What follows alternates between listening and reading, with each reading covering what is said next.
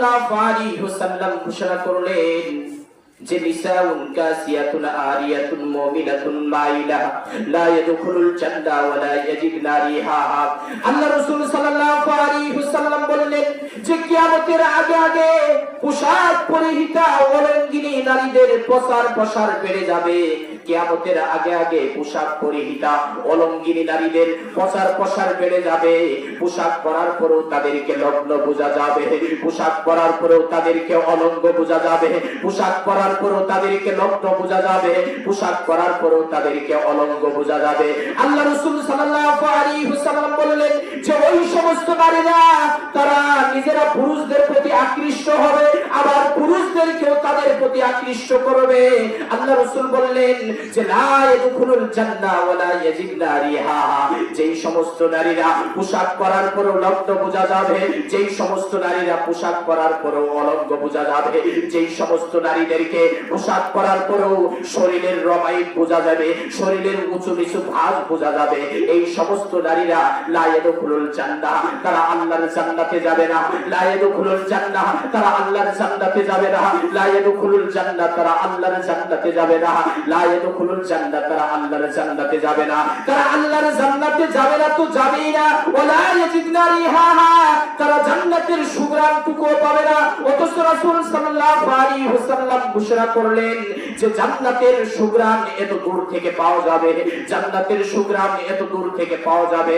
একটি দ্রুতগামী ঘোড়া একটি মাস দৌড়ালে যত দূর যাবে তত দূর থাকবে জান্নাত, আর আপনি এখানে থাকবেন এত দূর থেকেও জান্নাতের সুঘ্রাণ পাওয়া যাবে।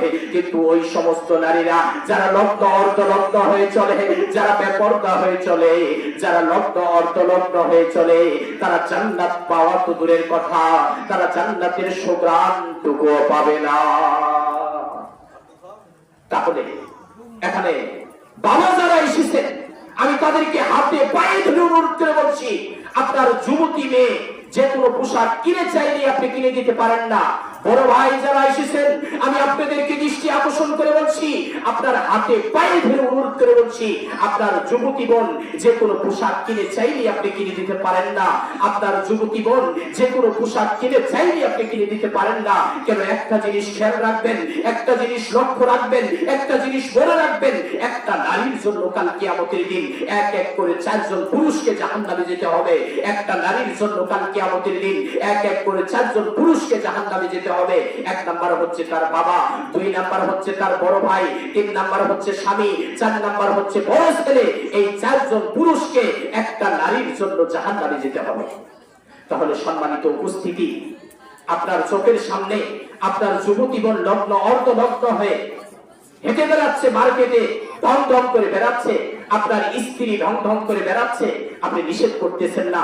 কাল কিয়ামতের দিন আপনার বোনের কারণে, আপনার মেয়ের কারণে, আপনার স্ত্রীর কারণে অনন্ত কাল আপনাকে জাহান্নামের মধ্যে জ্বলতে হবে। কেন? আল্লাহ রাসূল বলেছেন কুল্লুকুম রাঈন ওয়া কুল্লুকুম মাসউলুন আন রায়াতিহি। প্রত্যেক মানুষ হচ্ছে দায়িত্বশীল। কাল কিয়ামতের দিন আপনাকে নিজ নিজ দায়িত্ব সম্পর্কে আল্লাহর কাছে জবাব দিতে হবে। স্বামী হিসাবে আপনি দায়িত্বশীল, বাবা হিসাবে আপনি দায়িত্বশীল, বড় ভাই হিসাবে আপনি দায়িত্বশীল, সন্তান হিসাবে আপনি দায়িত্বশীল। আপনার দায়িত্ব যদি সুন্দরভাবে পালন না করতে পারেন, আপনার দায়িত্ব যদি সুন্দরভাবে যদি পালন না করতে পারেন, অবশ্যই অবশ্যই কাল কিয়ামতের দিন ওই নারীর কারণে আপনাকে জাহান্নামে যেতে হবে। এই জন্য আপনার মেয়েকে, আপনার যুবতী বোনকে, আপনার স্ত্রী যেন লগ্ন অর্ধলগ্ন হয়ে ফ্যাশন বুরকা পরে, অশালীন কাপড় পরে তারা রাস্তা ঘাটে যেন ঘোরাফেরা না করে।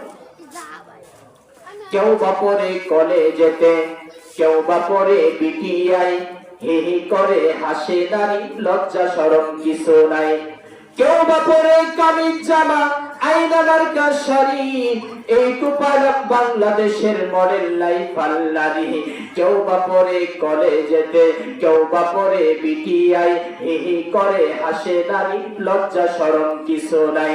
কেউ বা পরে কামিজ জামা, আয়না মার্কা শাড়ি, এই তো পারলাম বাংলাদেশের মডেল লাইফ আল্লাহরি। মুন্সি দেখে চিৎকারি দেয়, মোল্লা দেখে হাসে, তাই দেখিয়া কত মোল্লা খোলর খোলর কাশে, খোলর খোলর কাশে মোল্লা পেবরা চোখে চায়, মোল্লার বেটার গলার মধ্যে ব্যাঙ আটকিছে হায়। লিল্লাহে তাকবীর, লিল্লাহে তাকবীর।